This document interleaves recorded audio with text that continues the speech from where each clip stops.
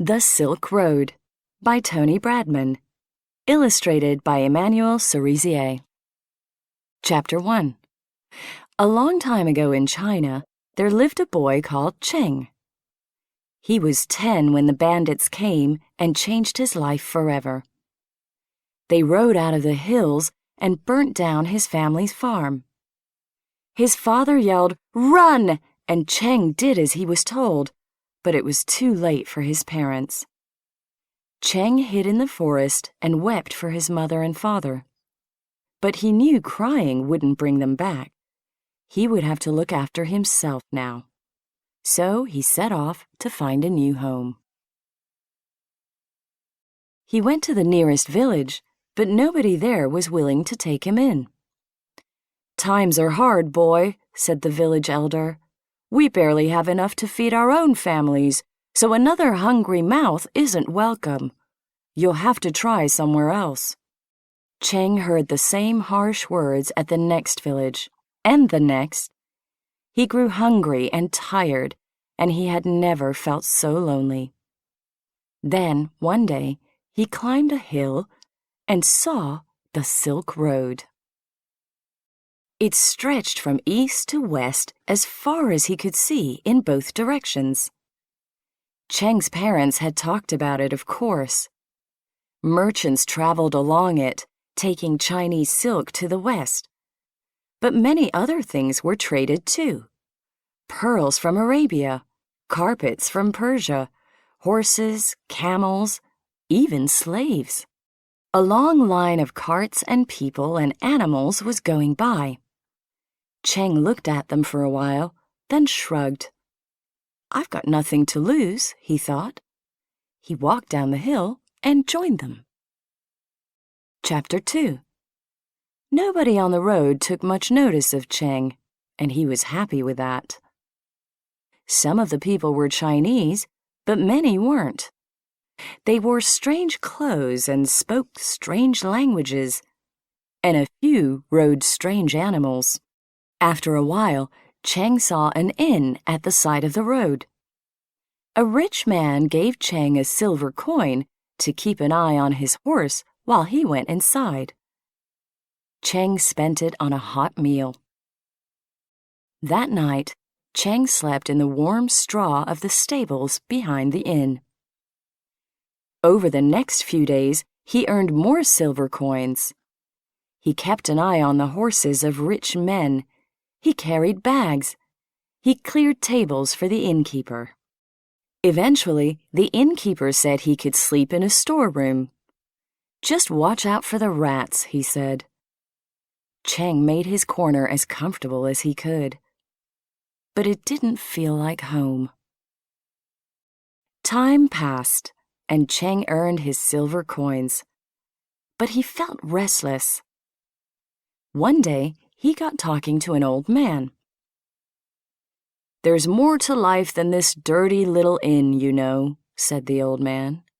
"You can find anything on the Silk Road." Perhaps the old man is right, Cheng thought. It was time to move on. So the very next morning, he packed a bag, said goodbye to the innkeeper, and set off. He didn't look back.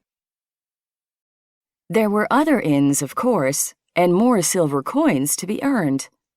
He looked after horses, guarded wagons, spent whole nights watching the goods for the merchants. But Cheng was also learning about trading. He saw how the best merchants haggled and made deals, so he did the same. "You want me to keep an eye on your horse?" he said. "Well, it's 1 silver coin for the first hour, then 2 for the next hour." "You strike a hard bargain, boy," the rich merchants replied. But they always paid, because Cheng always did a good job. There were other things to be learned on the Silk Road. Cheng learned many new languages. Before long, he could talk to merchants in their own tongues, and making deals became even easier.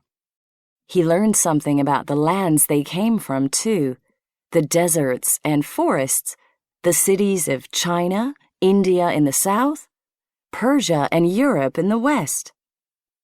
It seemed the whole world traveled on the Silk Road. But most importantly, Cheng learned how to see danger coming. Bad people of all kinds found their way to the Silk Road.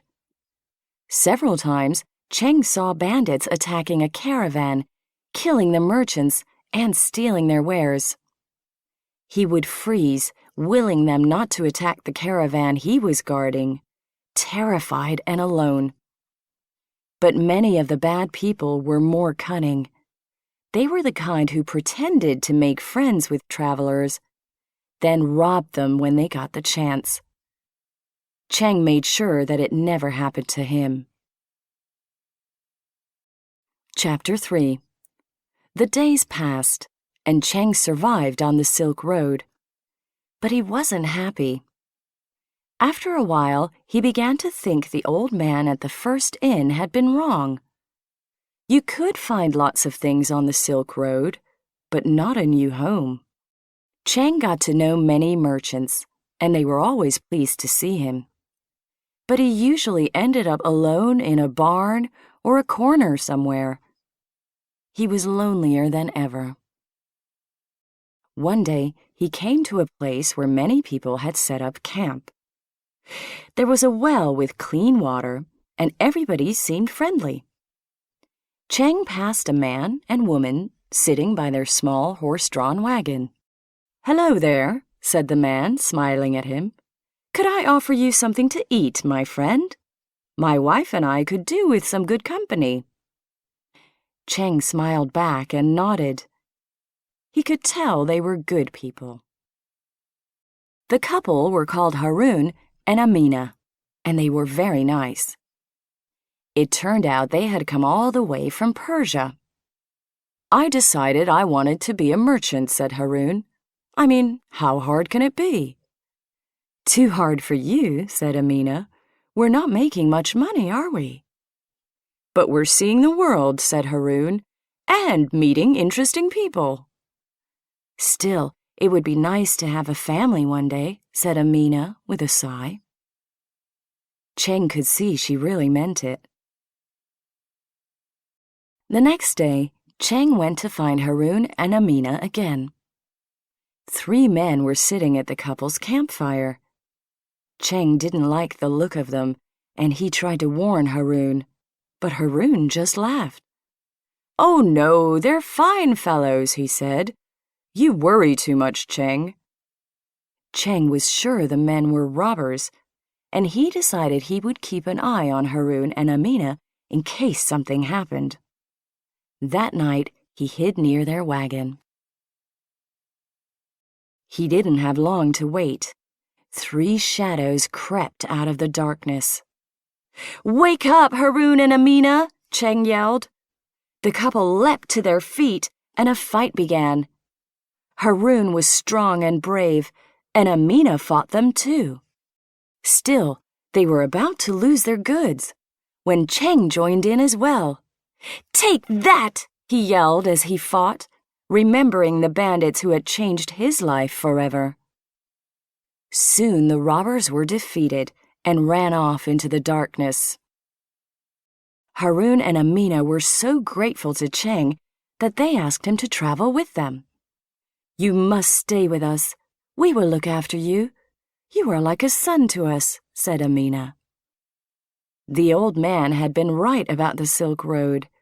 Cheng had found a family and a home at last, even if he never stayed in one place for too long. With Cheng's help, Harun and Amina soon became pretty good merchants too. And Cheng was never lonely again. The Silk Road. Cheng went looking for a new home on the Silk Road. Can he learn enough to survive and be happy?